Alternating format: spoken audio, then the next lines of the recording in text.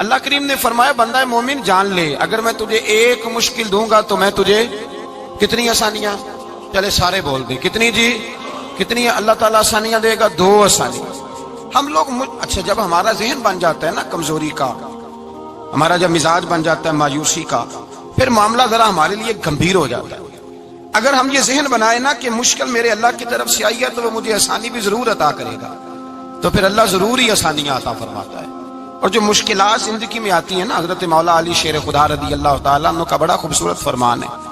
حضرت علی فرماتے ہیں جب تجھے مشکل آتی ہے تو وہ تجھے رب کا پتہ بتانے آتی ہے، وہ تجھے اللہ کا پتہ بتاتی ہے، اس لیے کہ جب تو سارے اسباب کر لیتا ہے، جو ضرورت ہوتی ہے پوری کرتا ہے، تندرست ہو کے وہ کام کرتا ہے، پھر بھی کام نہیں ہوتا، تو اس کا مطلب ہے کرنے والا تو نہیں، کرنے والا کوئی اور ہے جو کام کرنے والا، کوئی اور ہے۔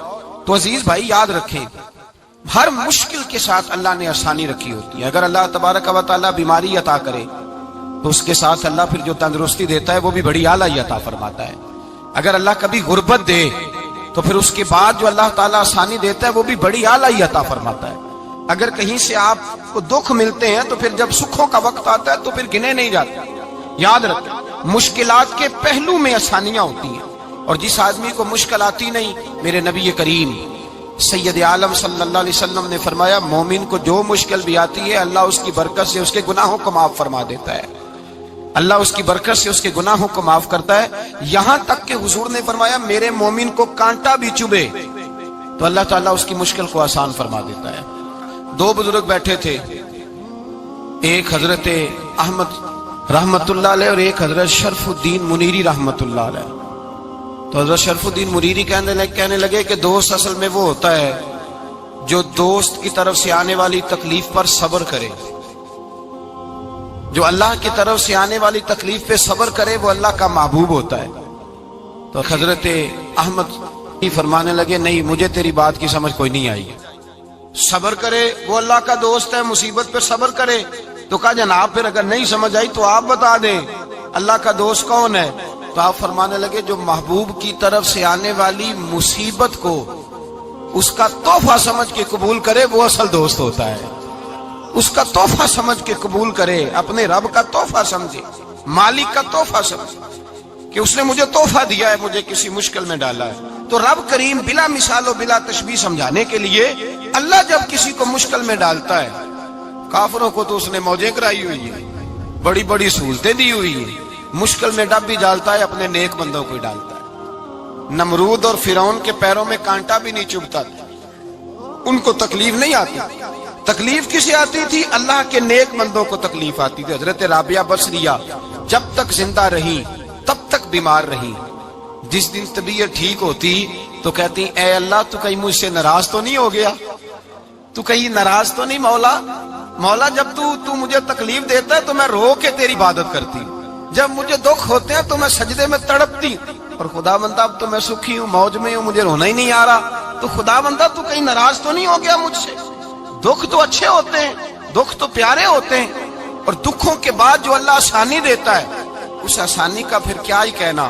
اس حضرت ایوب علی نبینا علیہ الصلوۃ والسلام بیمار رہے، 60 سال اللہ نے تندرستی دی۔ کتنے سال بولے؟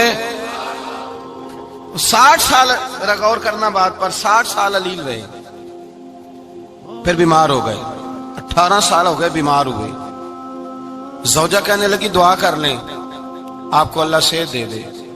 ہمیں اگر کوئی بندہ پوچھ لینا کہ بھائی کبھی کوئی خاص بات تو سناؤ، تو ہم جو ساری زندگی سکھ کے ساتھ سوئے ہوتے ہیں وہ بات نہیں سناتے، وہ جو ایک رات درد سے نیند نہیں آتی اس رات کا قصہ سناتے ہیں، کہتے ہیں وہ میرے الٹے دانت میں درد تھا تو میں ساری رات سو نہیں سکا۔ او بھائی جو ساری زندگی سویا ہے اس کا تو ذکر نہیں کر رہا، اور ایک رات جو تجھے نیند نہیں آ رہی، کسی سے پوچھا جائے، ڈاکٹر کہتے ہیں 360 ہڈیاں ہوتی ہیں وجود میں، کسی سے پوچھا جائے نا تیرا کیا حال ہے تو 359 ہڈیوں کا ذکر نہیں کرتا، جس گھٹنے میں درد ہے اس کا ذکر کرتا ہے، کہتا ہے یہ گھٹنے میں بڑی درد ہے۔ او بھائی باقی 359 ٹھیک ہے نا، ان کی بھی تو کوئی بات سنانا۔ حضرت رابعہ بصریہ رحمت اللہ علیہ کے پڑوس میں ایک نوجوان رہتا تھا، آپ کے پڑوس میں، تو وہ جب جو محلے میں بچے رہتے ہیں نا گاؤں میں، ان کا پتہ ہوتا ہے، پڑوسی تھا تو 34-35 سال نوجوان کی عمر ہو گئی، کبھی بیمار نہیں ہوا۔ ایک دن اس کی طبیعت علیل ہوئی، سر میں درد ہوا تو اس نے پٹی باندھ لی سرخ رنگ کی، बाहर निकल के आया, हजरत राबिया बसरी आले रहमा ने देखा तो फरमाने लगे बेटे खैर है? लगा जी अम्मा जी सर में बड़ी दर्द है। आप फरमाने लगे कितनी उम्र हो गई? कहने लगा 34-35 साल। फरमाने लगे पहले तो कभी दर्द नहीं ना हुई? कहनी अम्मा जी आज ही हुई है। तो आप फरमाने लगे 34 साल अल्लाह ने सेहत दी है, तूने शुक्र की एक पट्टी भी नहीं बांधी, और आज दर्द हुई है तो शिकवे की पट्टी तूने फौरन ही बांध ली है। कुछ शुक्र की पट्टी भी बांधनी चाहिए। हजरत अय्यूब 18 साल बीमार रहे। जोजा कहने लगी दुआ कर लो, तो आप फरमाने लगे बीबी से कि सेहत कितनी देर रही? उसने कहा 60 साल। तो आप फरमाने लगे जरा बीमारी को भी 60 साल गुजर लेने दो, फिर दुआ भी कर लेंगे। ये दुआ की अल्लाह, ये लफ्ज कहे अल्लाह ने सेहत दे दी, तंदुरुस्ती आ गई। एक दिन घर में बैठे बैठे जोजा कहने लगी कि अय्यूब ये बताओ दुख अच्छे के सुख? आप फरमाने लगे सारे दिन ही अल्लाह के हैं, पर दुख बड़े अच्छे थे। मुझसे पूछो तो दुख बड़े अच्छे थे। का किस तरह? तो हजरत अय्यूब फरमाने लगे जब मैं बीमार था तो 24 घंटे में एक दफा मेरा रब मेरा हाल पूछा करता था। एक दफा मेरा अल्लाह पूछता था अय्यूब तेरा हाल क्या है? फरमाते हैं 12 घंटे तो लज्जत ही रहती थी कि मेरे रब ने मेरा हाल पूछ लिया, और अगले 12 घंटे में इंतजार करता था मालिक हाल दोबारा कब पूछेगा। फरमाने लगे अब सेहत तो हो गई है, पर अब मेरा रब मेरा हाल तो नहीं ना पूछता। भाई मुश्किलात जो होती हैं वो तो तुझे सजा देती हैं, सवार देती हैं। तुझे याद आता है कोई अपना, जब तुझे दर्द होती है ना, तकलीफ होती है, फिर तेरा दिल करता है कोई कंधा मिले जहां मैं सर रख के रहूं। फिर इसीलिए तो किसी दरवेश से किसी ने पूछा था अपना कौन होता है? तो कहा जो तुझे दुख के वक्त याद आए वो तेरा अपना है, जो तुझे ऐन आजमाइश के वक्त याद आए और तुझे उसका नंबर फौरन तेरे मोबाइल पे चलने लगे वो तेरा अपना सज्जन है, जिसको तू दुख के वक्त याद करे। तो भाई मुश्किलात के बाद जो अल्लाह आसानी देता है, हजरत इब्राहिम को आग में भी फेंका गया, हजरत इब्राहिम अलैहिस्सलाम को सताया भी गया, निकाला भी गया, लेकिन जब इन मुश्किलात से गुजरे तो मेरा रब फरमाता है वैज़िब तला इब्राहिम रब्बुहु बिकलिमातिन फअतम्महुन्ना काला इन्नी जाइलुका लिन्नास इमामा। कहा जब इब्राहिम पूरे उतरे तो फिर हमने उन्हें इमाम बना दिया। या अल्लाह किस तरह की इमामत दी? फरमाया मैंने इतनी आला शान अता की है कि अपने लाडले रसूल को जनाब इब्राहिम की नस्ल में पैदा फरमा दिया है। मैंने मुस्तफा को उनकी नस्ल में पैदा कर दिया, कयामत तक के लिए उनका वकार बढ़ा दिया। अल्लाहुम्मा सल्ली अला मुहम्मदिन व अला आले मुहम्मद कमा सल्लैता अला इब्राहीम व अला आले इब्राहीम। उनकी अजमत बढ़ा दी, इसलिए कि जब वो आजमाइश से गुजर करके आए फिर जो आसानी दी। मेरे नबी पाक सल्लल्लाहु अलैहि वसल्लम ने दीन इब्राहिमी की बहुत सारी चीजों को रखा, कहा मैं मिल्लत इब्राहिमी पे हूं। जब कोई मुश्किलात को अबूर करके आता है, जब कोई तकलीफें सह करके आता है, उसके लिए जो अजर होता है, उसके लिए जो फिर अल्लाह कितनी जरा बड़ी तवज्जो कीजिएगा। लोग समझते हैं फला आदमी मुश्किल में है तो शायद मुश्किल में ही रहेगा, फला आजमाइश में है तो शायद आज। मेरा अल्लाह फरमाता है एक मुश्किल दे के मैं 2 आसानियां भी दूंगा। तुम मुश्किल देख रहे हो, मुश्किल ना देखो, वो जो इसको बाद में आसानी आने वाली है, और डबल जो मैं इस पर नेमत करने वाला हूं उसको देखो। हजरत यूसुफ को भाइयों ने कुएं में डाल दिया था, और जब कुएं से निकले तो मिस्र के बाजारों में बिके, और फिर जुलेखा ने इल्जाम लगाया तो हालात बिगड़ गए। हजरत यूसुफ को जेल जाना पड़ा। कितनी कठिन जिंदगी थी, लेकिन मेरे मालिक को कुछ और ही मंजूर था। कुएं में गिरने वाले, बाजार में बिकने वाले, जेल में जाने वाले, इल्जाम लेने वाले जनाब यूसुफ को रब करीम ने उसी मिस्र का बादशाह बना दिया। अल्लाह पाक ने उसी मिस्र का हुक्मरान बना दिया। यारी तेरी सोना पर अजमैशा तेरियां अग, ये सोना परखिया जावंदा ही पहलो नाल अग्गां दे लग। इसके लिए थोड़ा सा जतन करना पड़ता, थोड़े कठिन हालात से गुजरना पड़ता, थोड़ी आजमाइशों का रूप देखना पड़ता। हम चाहते हैं कि हमें छेड़े कोई ना कोई तकलीफ ना आए, कोई आजमाइश। ये हो नहीं सकता मेरे भाई। नामी कोई बगैर मुशक्कत नहीं हुआ। 100 बार जब अकीक कटा तब जाकर नगी हुआ। हम चाहते हैं कि हमें कुछ भी दिक्कत ना आए, मुश्किलात ना आए, और मुश्किलात तो इंसान को संवारती हैं भाई, वो तो निखारती हैं। कभी पूछा करो जाकर के किसी गंदम के दाने से कि तू कहां से होके आया है, कहां से निकल के आया है, तो वो बतलाएगा कि बड़े मुश्किल मराहल से गुजरा हूं, और फिर अल्लाह ने मुझे ताकत दी है कि मैं इंसान के वजूद का हिस्सा बना। तो भाई कठिन मराहल, आजमाइशें, तकलीफें, یہ انسان کو بڑا انسان بنا دیتی، یہ اس کے لیے ترقیوں کا پیش خیمہ ہوتی۔ ہمارے جوان پریشان ہو جاتے ہیں، عورتیں خاص کر کے اس بات پہ توجہ کریں، وہ بڑی جلدی غم لے جاتی ہیں، وہ کہتی ہیں جانے میرا کچھ ہوگا ہی نہیں، جانے میرا کچھ ہو ہی نہیں سکتا۔ میرے بھائی درجنوں اور بیسیوں لوگ ایسے ہیں جن کی اولادیں نہیں تھی لیکن نام ان کا ان سے بھی زیادہ ہے جو بڑے بڑے صاحب اولاد۔ حضرت عبداللہ مزنی حضور کے غلام تھے، قبیلہ مزن کے رہنے والے، والد فوت ہو گئے، چچا نے پالا تھا، اسلام قبول کر لیا۔ چچا اسلام کا بڑا دشمن ہے، حضور کا نام آئے تو جلال کرتا ہے، حسد اور بغض میں جل جاتا ہے، بڑی اسلام کے ساتھ دشمنی اور عناد رکھتا ہے۔ حضرت عبداللہ کہتے ہیں پہلے تو میں عشق رسالت کو دباتا رہا، پھر یہ چنگاری شعلہ بن گئی، پھر کہ یہ ہلکا سا جذبہ سمندر اور صحرا کا روپ دھار گیا۔ فرماتے ہیں ماں تھی اور میں تھا، میں گیا جا کے چچا سے کہا میں نہیں رہ سکتا۔ کہاں جائے گا؟ تو میں نے دھیمے لہجے میں کہا میں مدینے جاؤں گا، اب میں رسول اللہ کے مدینے جاؤں گا، اب میرا گزارا نہیں ہوتا، اب میں جاؤں گا۔ کہتے ہیں چچا کہنے لگا اچھا تو وہاں جائے گا؟ تجھے میں نے پالا، میں نے پوسا، وہ مکان میں نے تجھے بنا کے دیا، تیری جیب میں جو پیسے ہیں میرے دیے ہوئے ہیں۔ کہتے ہیں میں نے کہا چچا میں سارا کچھ سوچ کے آیا ہوں، مکان بھی تو رکھ لے، پیسے بھی رکھ لے۔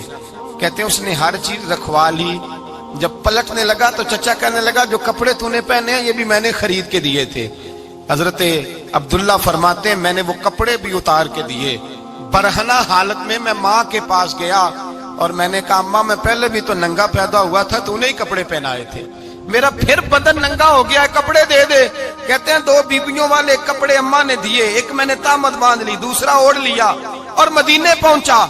کہتے ہیں جب میں ٹھنڈی رات مدینے پہنچا تو کالے رنگ کے حبشی غلام حضرت بلال دودھ کا پیالہ لیے کھڑے تھے، ہاتھ میں کھجوریں تھی، کمبل تھا، کہنے لگے آجا آجا۔ مصطفیٰ نے فرمایا تھا قبیلہ مزن سے میرا غلام آ رہا ہے، میں ساری رات سے تیرا انتظار کر رہا ہوں۔ حضرت جناب سیدنا عبداللہ رضی اللہ تعالیٰ عنہ فرماتے ہیں میری مشکل آسان ہوئی، فرماتے ہیں مجھے مدینے میں اعزاز مل گیا، مجھے عزت مل گئی، ہر آدمی میری قدر کرنے لگا۔ گویا بزرگ کہتے ہیں کہ حضرت عبداللہ دعا کرنے لگے کہ اے اللہ تو نے مجھے بڑی شان دی ہے مصطفیٰ کی گود میں، اگر اسی رحمت کے چھاؤں میں پردہ کر دوں تو میری بات بن جائے گی۔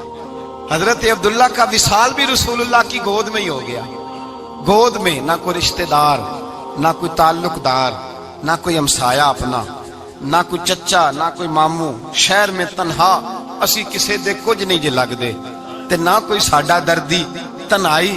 جنازہ اٹھا تو اٹھانے والے کون ہیں؟ ابو بکر صدیق، فاروق اعظم، عثمان غنی، مولا علی، حسنین کریمین جنازے میں شامل۔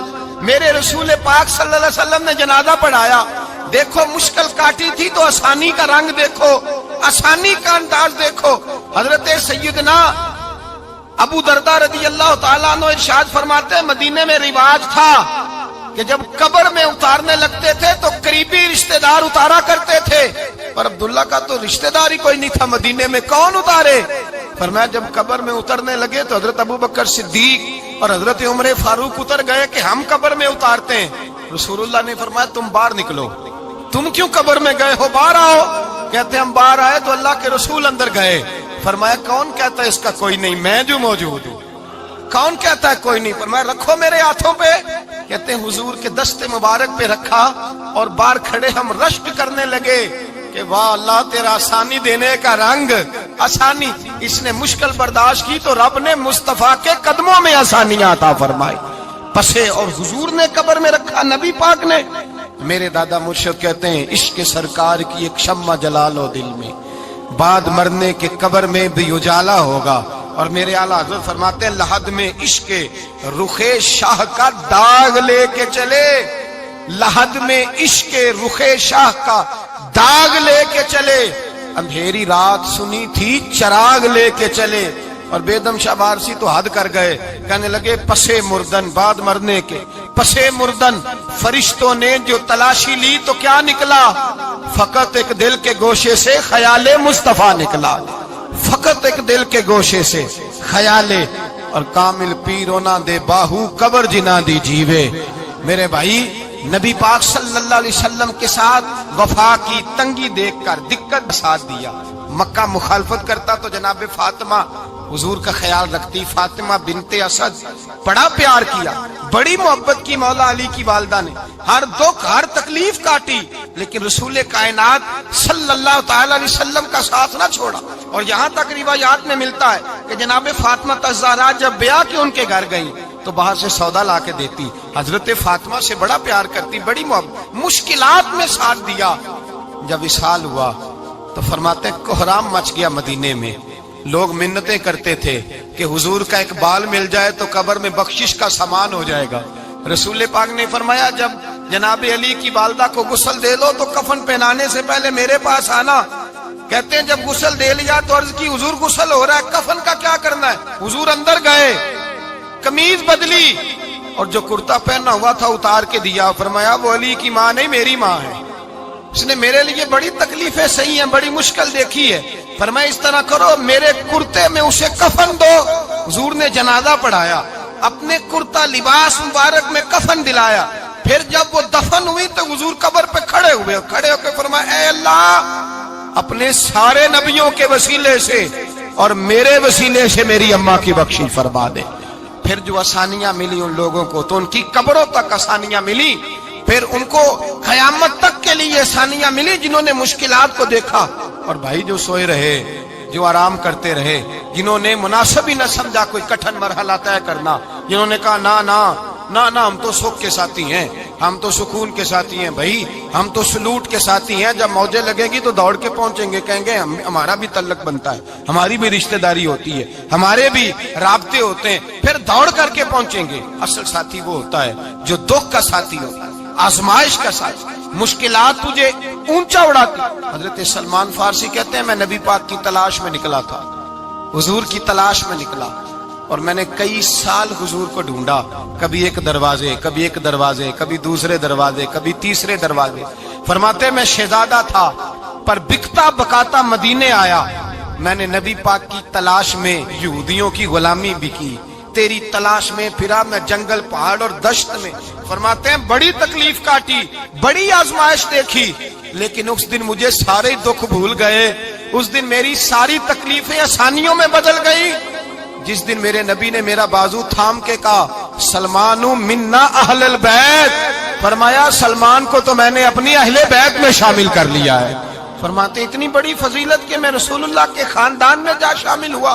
تو بھائی یاد رکھیں, جب آپ کو مشکل آتی ہے تو آپ کو آسانی دینے کے لیے آتی ہے, جب آپ کی طرف کوئی آزمائش آتی ہے تو آسانی دینے. یہ بات صحیح ہے کہ بیٹیاں پیدا ہونے پہ مشکل ہوتی ہے, ان کے نصیبوں سے ڈر آتا ہے, پر جتنی آسانی اللہ بیٹیوں کے باپ کو عطا کرتا ہے اور جتنی رحمت رب بیٹیوں کے باپ پہ فرماتا ہے اتنی بھی کسی اور کے حصے میں نہیں آتی. اس میں شک کوئی نہیں کہ بوڑھے ماں باپ کو جب سنبھالنا پڑے تو مشکل ہوتی ہے. بوڑھوں کی طبیعت بچوں جیسی ہو جاتی ہے, دقت ہوتی ہے, آزمائش ہوتی ہے, ان کی بات سننا بعض اوقات کڑوا لگتا ہے, ان کی فرمائشیں بعض اوقات بچوں کی طرح ایسی ہوتی ہیں جو حل نہ ہو سکیں.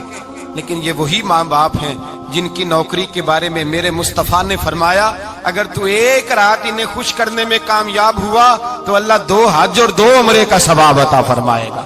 اس میں شک نہیں کہ باپ بہت سارے کام مشکل ہوتے ہیں, کٹھن ہوتے ہیں, آزمائش والے ہوتے ہیں, اس میں کوئی شک نہیں کہ اس دور میں دین کا کام بڑا مشکل ہے, دعوت و تبلیغ کا سلسلہ بڑا کٹھن ہے.